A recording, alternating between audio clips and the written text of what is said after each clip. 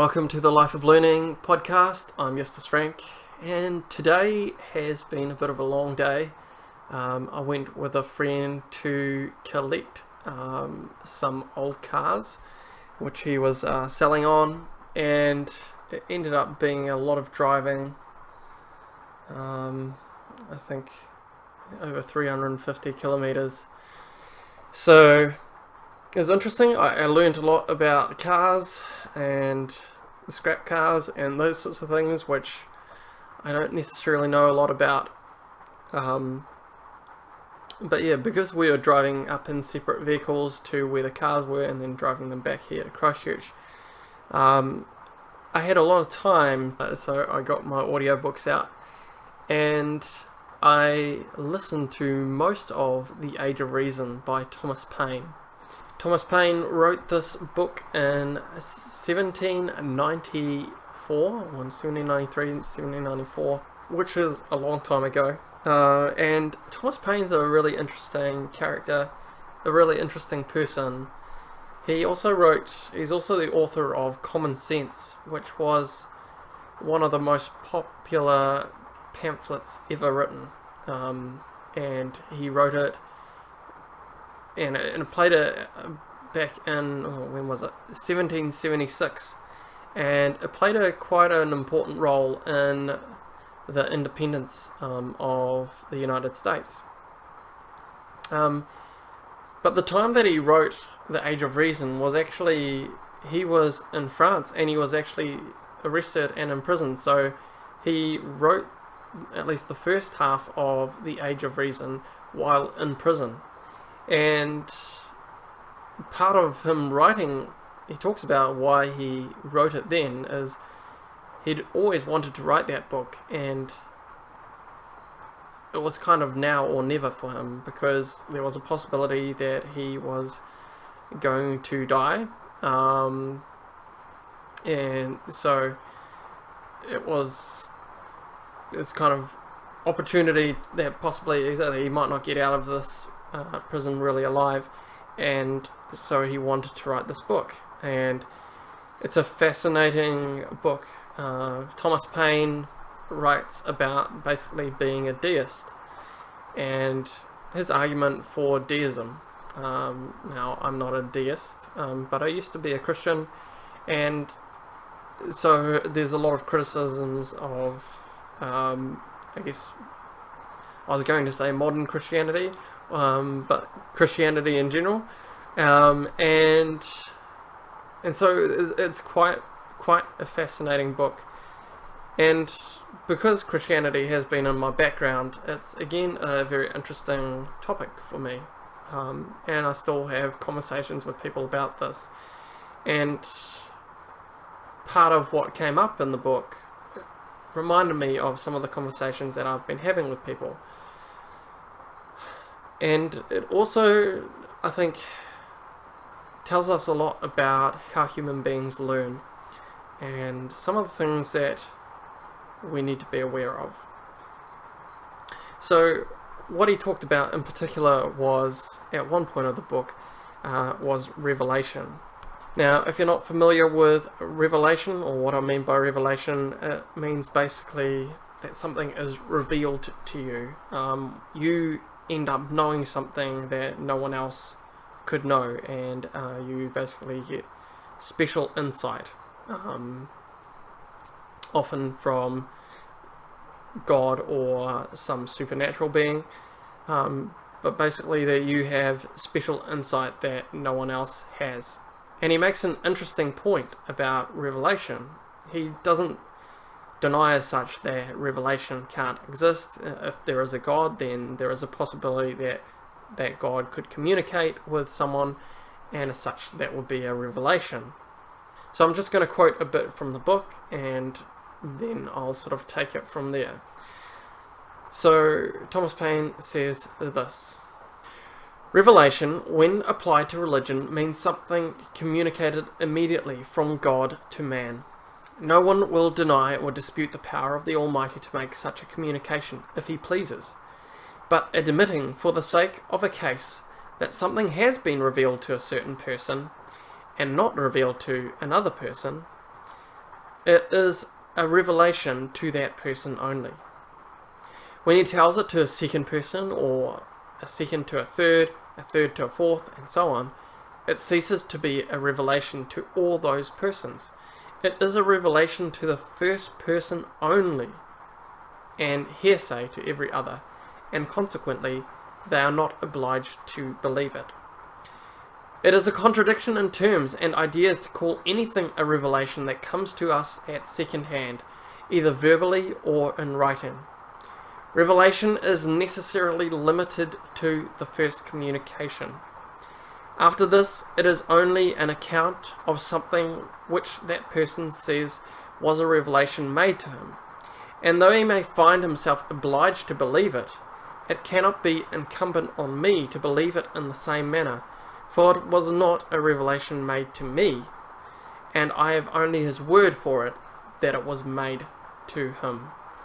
So I've really found this quite fascinating, this idea that that revelation is only limited to the person that experiences it directly, and that we are not obligated to believe any revelation that anyone says that they have had, because we can't tell. We can't tell if they've simply made it up or where it's come from. And the thing about revelation is that it's not just limited to religion either. I don't think I've said this on the podcast here before, and I might as well share it here now. From my understanding of the world, yes, I used to be a Christian, and now I would, if I had to put a label onto myself, it would be atheist, in the term of I don't see any good evidence for there being a God. I'm not convinced that there is a God. And atheism as such, there are a lot more atheists out there these days, but I find that as such, that doesn't mean that people have put away with superstition, and it doesn't mean that people have stopped believing in magical entities, and it doesn't mean that people have stopped believing in the value of revelation. In fact, this is just as strong within the atheist community as it is within the Christian community, and maybe even more so. I'll talk a bit more maybe another time about magical entities and atheism, and how most atheists do still accept a magical entity of sorts. But let's talk about revelation. So this idea that you have special knowledge that no one else can know, but you want other people to accept what you say because it has been revealed to you. And this is obviously very clear in religion.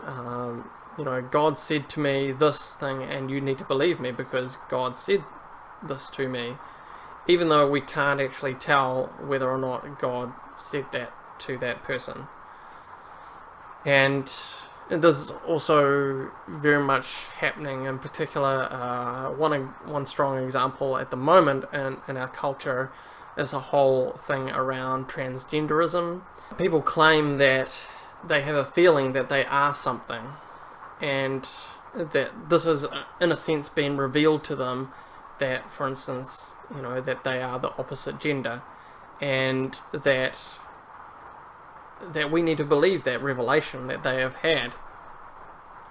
And again, it is simply hearsay if we accept their understanding of it. As an aside, I always find this kind of fascinating regarding transgenderism, in terms of people might say, well, I am female, but I feel like a man. And I always think, well, what does a man feel like? I don't know what it feels like to be man. I know what it feels like to be me, but if I were to try and put into words what it feels like to be a man in comparison to being a female, I wouldn't be able to do that, because I don't know what it's like to be a female. I don't know what that feeling is like. So for me to claim that I feel female.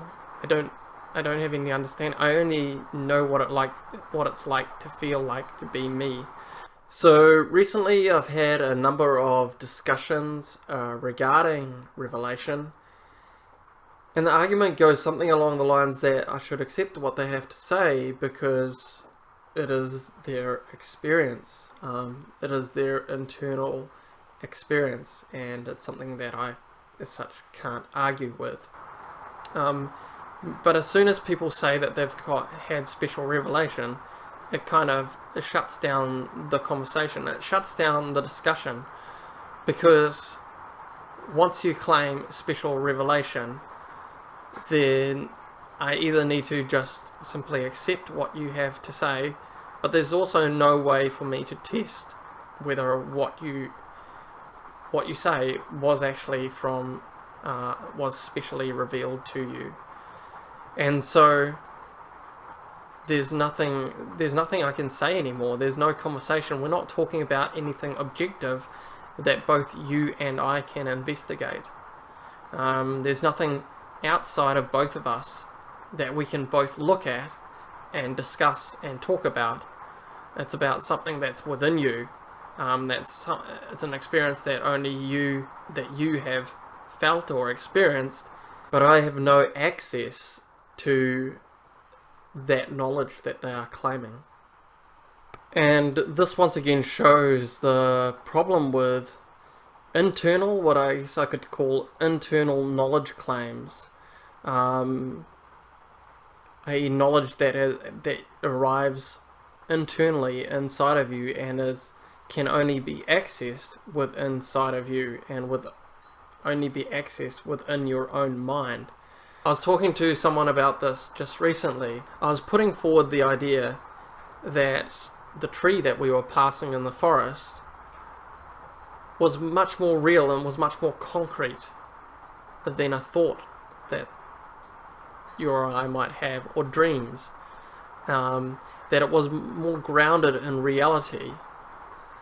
And after a bit of back and forth regarding, I'm still sure that our thoughts exist, and I'm not saying that we should question that our thoughts as such are happening within our minds, but when it comes to communication, we need to have something that both people can evaluate and look at and grasp and wrestle with.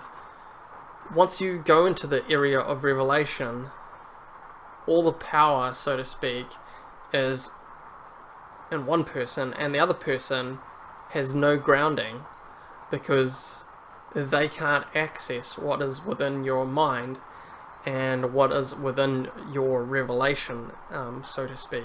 In our discussions, we should be pointing to objective things that are outside of our internal experience.